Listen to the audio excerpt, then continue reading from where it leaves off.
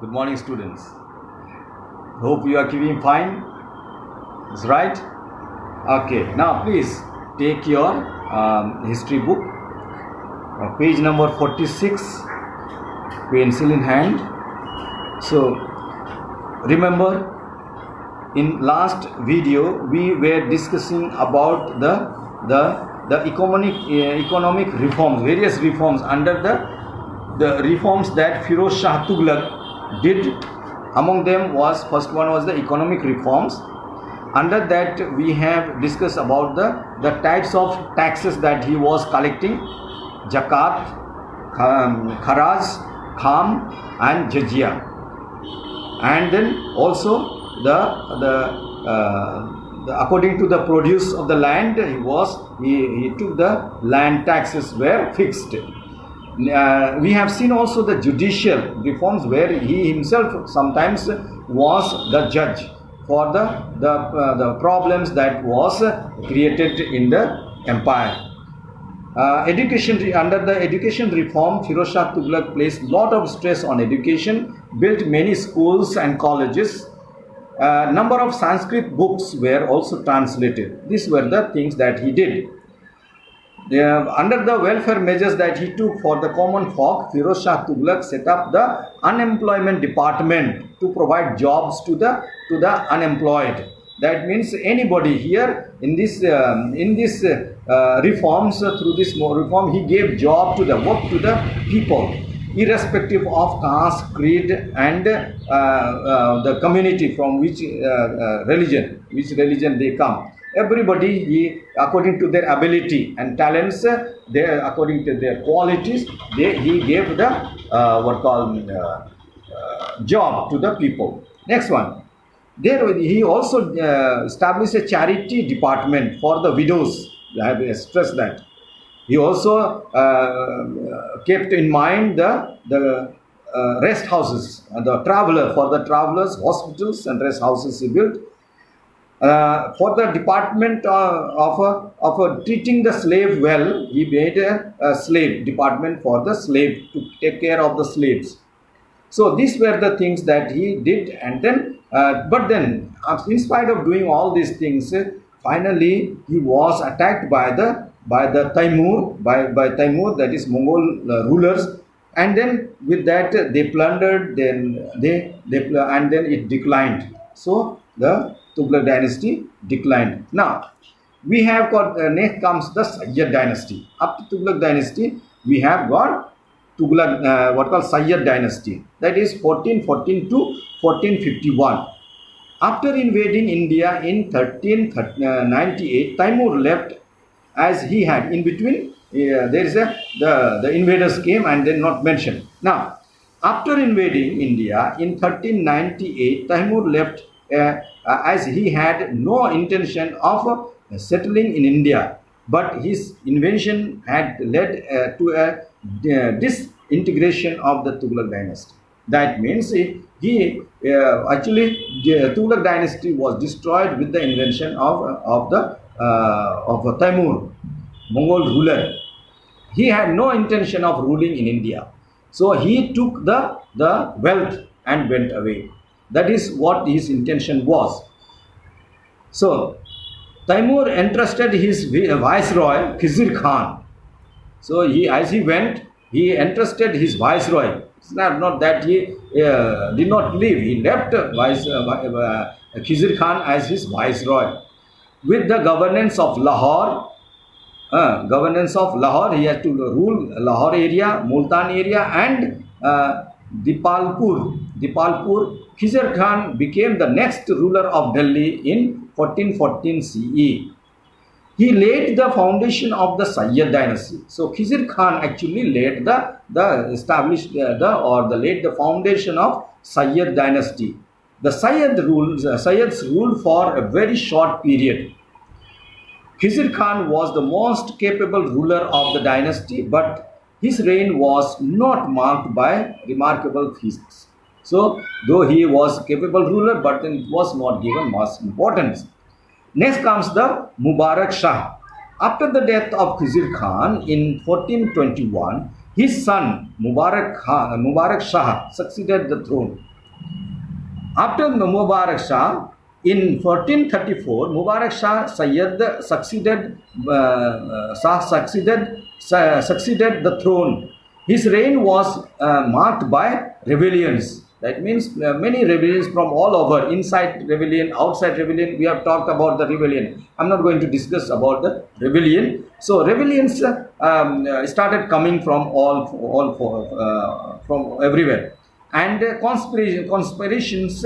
conspires as the nobles by that time had grown very powerful. That means internal rebellion. That means the nobles were conspiring for the befall of the ruler, and they will capture the whole thing and become powerful. That was the intention of the nobles inside. Outside invaders and the rebellions, they were coming. That's fine enough. But then inside the empire also there were some rebellions, which he was not able to control, like the Balbal and Iltutmish and all that. Alauddin Alam Shah, 1443-1451. In 1443, Alauddin Alam Shah, Muhammad Shah's son, succeeded the throne. He lost Delhi to Bahlol Lodi. So he lost after succeeding his father, Alauddin Alam Shah. Again lost soon to Bahlol Lodi. So Bahlol Lodi came and invaded India, and then he destroyed the Sayyid dynasty. So next comes the Lodi dynasty. Naturally, when Bahlol Lodi won over the Sayyids, then he established his rule. Till the Sayyid dynasty, all the sultans were Turkish. Remember that. Here there is note, please note this, underline this. Till Sayyid dynasty, all were Turkish. All were from Turkestan. It was only with the Lodi that the sultans were now Afghans. So this Afghan meaning they were Persians, and they captured Afghans, so they made Afghan and Persian together, and so they were the Afghans. They were Afghan Persian. So Bahlol Lodi. Bahlol Lodi was the Afghan governor of Pakistan. He founded the Lodi dynasty in 1451. Bahlol Lodi removed rebellions. So I told the internal rebellions and the outer rebellions. So Bahlol Lodi was able to control the rebellions, and so he removed the rebellions. It is said he removed the rebellious governors, and appointed loyal Afghan. So he threw them all off, and then he appointed Afghan nobles who were quite considerable to him as governors of the important provinces. He was succeeded by his son Sikandar Lodi. So see, slowly said Sikandar Lodi comes. So Bahlol Lodi was succeeded by Sikandar Lodi. Now Sikandar Lodi is considered to be the greatest and the wisest of the Lodi rulers. He annexed Jaunpur and Bihar and brought the whole of the Gangetic plain under his control. That means Bihar means Bengal also comes. Bihar, Bengal, and then Uttar Pradesh, and then all of North India and Pakistan area. Whole of this area was under his control. Who? Sikandar Lodi. So he suppressed rebellions. He had to suppress because there were rebellions who were the main cause of the fall of the Sayyids. So once Lodis came, they controlled the rebellions chiefs and moved the capital from Delhi to Agra. So they made Agra the capital of their empire in order to maintain the closer control over the eastern provinces, because they were having the rule already in Afghan and the Pakistan, and so from that side they were able to control. So they shifted the capital from Delhi to Agra. He initiated many public welfare measures, like lowering the price of the commodities, price rate, providing loans to the farmers, and so on. So they did welfare measures for the farmers. Next one was the there comes the Ibrahim Lodi. In 1517, how he was, in 1570, Sikandar was succeeded by Ibrahim Lodi. His rule was constantly disturbed by the rebellious nobles. Who? Ibrahim Lodi.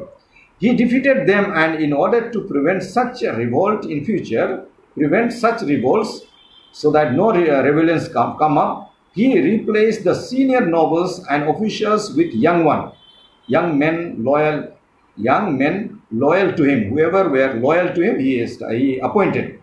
His nobles were not happy with him, but then nobles were not happy the way he was doing, not happy. So what he did, because young and the old he kept.